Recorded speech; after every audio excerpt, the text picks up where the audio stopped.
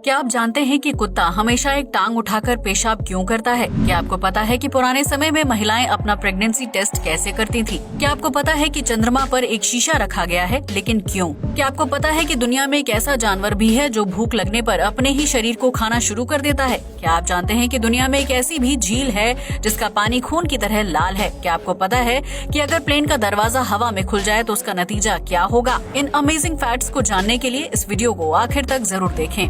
Fact number 1, कुत्ता इंसान का सबसे अच्छा दोस्त और वफादार जानवर माना जाता है। लेकिन क्या आपने कभी सोचा है कि कुत्ता हमेशा अपनी एक टांग उठाकर पेशाब क्यों करता है? दरअसल कुत्ते पेशाब के जरिए अपने एरिया का निर्धारण करते हैं, जिसकी वजह से कोई दूसरा कुत्ता उनके इलाके में नहीं आ सकता है।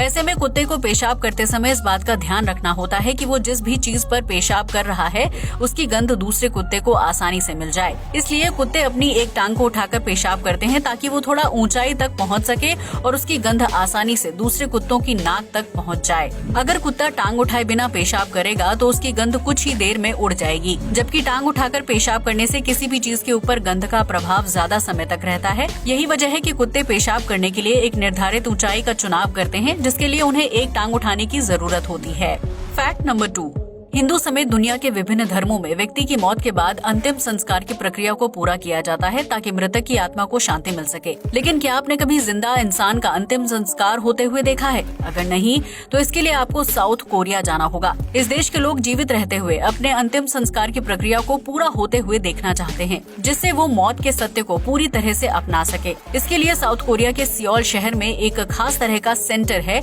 जहाँ आने वाले लोग अपने अंतिम संस्कार की क्रिया पूरी करवाते हैं। सेंटर में आने वाले लोग पहले प्रार्थना करते हैं और फिर वहां मौजूद ताबूत के अंदर 10 मिनट के लिए लेटकर अपना अंतिम संस्कार करते हैं। ये इसलिए किया जाता है ताकि जीवित मनुष्य अपने जीवन के प्रति सकारात्मक विचार रखें और मृत्यु की सच्चाई से दूर ना भागे। अपना अंतिम संस्कार करवाने वाले लोगों का मानना है कि इस प्रक्रिया के बाद उनके मन से मौत का डर पूरी तरह से खत्म हो जाता है, जिसकी वजह से उन्हें जिंदगी को खुलकर जीने में आसानी होती है। फैक्ट नंबर 3, आज के आधुनिक समय में प्रेगनेंसी टेस्ट करना बहुत ही आसान हो गया है, क्योंकि अस्पताल से लेकर टेस्टिंग किट तक सब कुछ बहुत ही आसानी से उपलब्ध है। लेकिन क्या आपने कभी सोचा है कि प्राचीन समय में अस्पताल और टेस्टिंग किट न होने की स्थिति में महिलाएं अपनी प्रेगनेंसी की जांच कैसे करती होंगी? दरअसल 1350 BC में मिस्र की महिलाएं प्रेगनेंसी टेस्ट के लिए बहुत ही आसान और घरेलू तरीका अपनाती थी, जिसके लिए उन्हें गेहूँ या धान के दानों की जरूरत पड़ती थी। जब किसी महिला को लगता था कि वो प्रेग्नेंट है तो वो गेहूँ या धान के दानों पर यूरिन करती थी। ऐसा करने से गेहूं और धान के दाने बहुत तेजी से अंकुरित हो जाते थे, जिससे ये पता चल जाता था कि महिला प्रेग्नेंट है। अगर ये प्रक्रिया करने के बाद भी अनाज के दाने अंकुरित नहीं होते थे तो इसका साफ मतलब होता था कि महिला प्रेग्नेंट नहीं है। आपको बता दें कि एक प्रेग्नेंट महिला के यूरिन में खास तरह के तत्व और एसिड होते हैं, जिनके संपर्क में आने से अनाज जल्दी अंकुरित हो जाता था।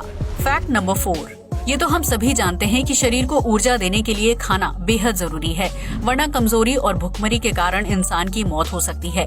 यही नियम जानवरों और पेड़ पौधों पर भी लागू होता है। लेकिन क्या आपको पता है कि एनिमल किंगडम में एक ऐसा जीव भी है जो भूख लगने पर अपने ही शरीर के अंगों को खाना शुरू कर देता है? जी हाँ, आपने बिल्कुल सही सुना। उस जीव का नाम है ऑक्टोपस। जब ऑक्टोपस को कई दिनों तक कोई शिकार नहीं मिलता है और उसके शरीर में शिकार को खोजने के लिए पर्याप्त ऊर्जा नहीं होती है, तो ऑक्टोपस अपने ही शरीर के अंगों को खाना शुरू कर देता है। इस प्रक्रिया को पूरा करने के लिए ऑक्टोपस सबसे पहले अपने टेंटिकल्स खाता है। अगर उन्हें खाने के बाद उसकी भूख शांत हो जाती है और शरीर को ऊर्जा मिल जाती है तो ऑक्टोपस शिकार ढूंढने के लिए समुद्र के दूसरे हिस्सों की यात्रा में निकल पड़ता है।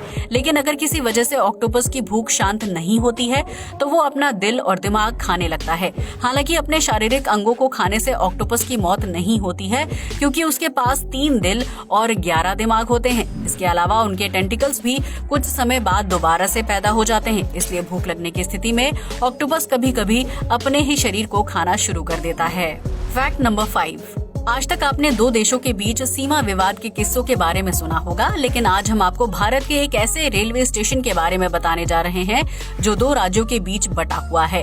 इस स्टेशन का नाम है नवापुर, जिसका एक हिस्सा महाराष्ट्र में आता है जबकि दूसरा हिस्सा गुजरात का है।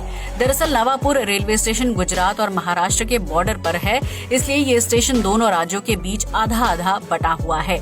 इस स्टेशन की नींव महाराष्ट्र और गुजरात के बंटवारे से पहले रखी गई थी, इसलिए जब ये दोनों राज्य अलग हुए तो नवापुर स्टेशन का भी बंटवारा करना पड़ा।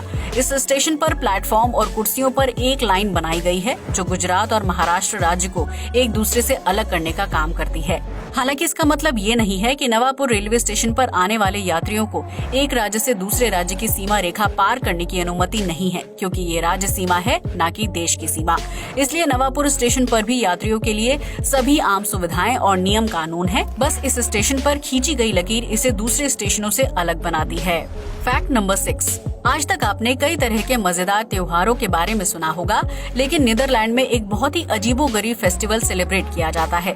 इस फेस्टिवल को रेड हेड डे के नाम से जाना जाता है, जो एक तरह का डच समर फेस्टिवल होता है। नीदरलैंड में रेड हेड डे को अगस्त के आखिरी हफ्ते में मनाया जाता है। इस दिन सभी लाल बाल वाली महिलाएं और पुरुष एक जगह पर इकट्ठा होते हैं और रेड हेड होने का जश्न मनाते हैं।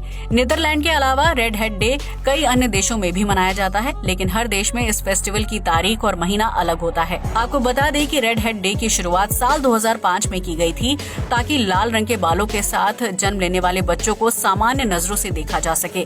लेकिन बीतते सालों के साथ ये फेस्टिवल आम लोगों के बीच इतना फेमस हो गया है कि लोग फेस्टिवल में शामिल होने के लिए जानबूझकर अपने बाल लाल रंग से कलर कर लेते हैं। Fact number 7। इंसान किसी भी चीज को हासिल करने के लिए दिन रात एक कर देता है। ऐसे में अगर उसे कामयाबी मिल जाती है तो उसकी खुशी का कोई ठिकाना नहीं रहता है। लेकिन एक रिसर्च से पता चलता है कि इंसान की खुशी सिर्फ 9 दिन तक ही रहती है, क्योंकि 10वें दिन के बाद उसकी खुशी धीरे धीरे कम होने लगती है।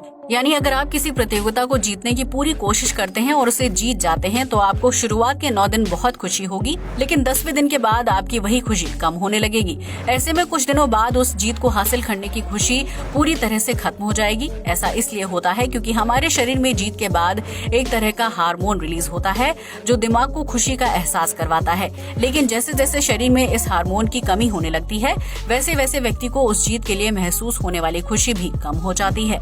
Fact number 8। आज तक आपने एक से बढ़कर एक खूबसूरत झरने देखे होंगे जो ट्रिप को शानदार बनाने का काम करते हैं, लेकिन क्या आपने कभी खूनी झरने के बारे में सुना है? अगर नहीं तो हम आपको बता दें कि अंटार्कटिक के बर्फीले ग्लेशियर के बीचों बीच ब्लड फॉल्स नाम का एक झरना बहता है। इस झरने से नीचे गिरने वाले पानी का रंग सामान्य के बजाय लाल रंग का होता है, जो इसे खूनी झरना बनाता है। दरअसल ग्लेशियर से बहने वाले इस झरने के पानी में आयरन ऑक्साइड टेंटेड फ्लूम की मात्रा बहुत ज्यादा होती है, जो नमकीन पानी के संपर्क में आने से रिएक्ट करता है और पानी लाल रंग में बदल जाता है। जब ग्लेशियर की सफेद बर्फ के बीच से ब्लड फॉल्स का पानी गिरता है तो ऐसा लगता है कि बर्फीले पहाड़ से खून की धारा बह रही है। हाल ही के कुछ सालों में ब्लड फॉल्स को देखने वालों की संख्या में काफी इजाफा हुआ है, जो प्रकृति की खूबसूरती को दर्शाता है।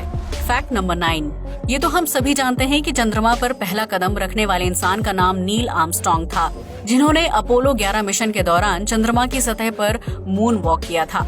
लेकिन क्या आप जानते हैं कि चंद्रमा पर अपनी पहली यात्रा के दौरान नील आर्मस्ट्रांग ने उसकी सतह पर एक शीशा रखा था? लेकिन क्यों? दरअसल अपोलो 11 मिशन को चंद्रमा तक भेजने के दौरान अमेरिकी स्पेस एजेंसी नासा को धरती से चंद्रमा की एग्जैक्ट दूरी पता नहीं थी, इसलिए इस दूरी को मापने के लिए चंद्रमा की सतह पर एक शीशा लगा दिया गया था। इसके बाद धरती पर मौजूद वैज्ञानिकों ने एक लेजर बीम के जरिए चंद्रमा तक लाइट फेंकी, जो सीधा उस शीशे से जाकर टकराई और उसका रिफ्लेक्शन धरती पर वापस आया। इसी लेजर लाइट के आने और जाने के समय की गणना करने के बाद वैज्ञानिकों ने धरती से चंद्रमा की दूरी का पता लगाया था। वैज्ञानिकों की इस प्रक्रिया को लूनर लेजर रेंजिंग के नाम से जाना जाता है। जब अपोलो 11 चंद्रमा से वापस धरती पर आने लगा तो नील आर्मस्ट्रांग ने सतह से उस शीशे को हटा दिया था। अब तो आपको भी पता चल गया होगा कि चंद्रमा की सतह पर रखे शीशे का क्या रहस्य है और वैज्ञानिकों ने धरती से चंद्रमा की दूरी का पता कैसे लगाया था। Fact number 10। प्लेन में सफर करना बहुत ही शानदार अनुभव होता है। वहीं इंसान कम समय में ज्यादा से ज्यादा दूरी तय कर लेता है।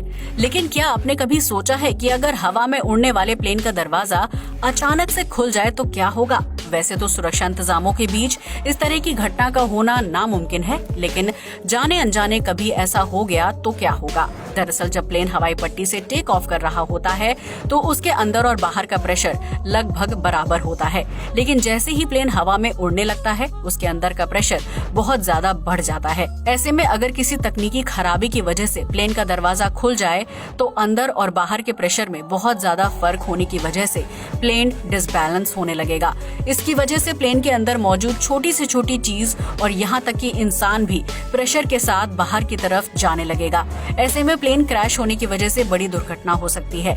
यही वजह है कि प्लेन का दरवाजा कभी भी सीधा नहीं बनाया जाता है। उसकी डिजाइन थोड़ी सी मुड़ी हुई होती है ताकि वो आसानी से ना खुले, और अगर किसी वजह से खुल जाता है तो उसे जल्द से जल्द बंद किया जा सके। आज के लिए बस इतना ही। वीडियो अच्छा लगा हो तो इसे लाइक और शेयर करें, साथ ही हमारे चैनल को भी सब्सक्राइब करें। जय हिंद दोस्तों।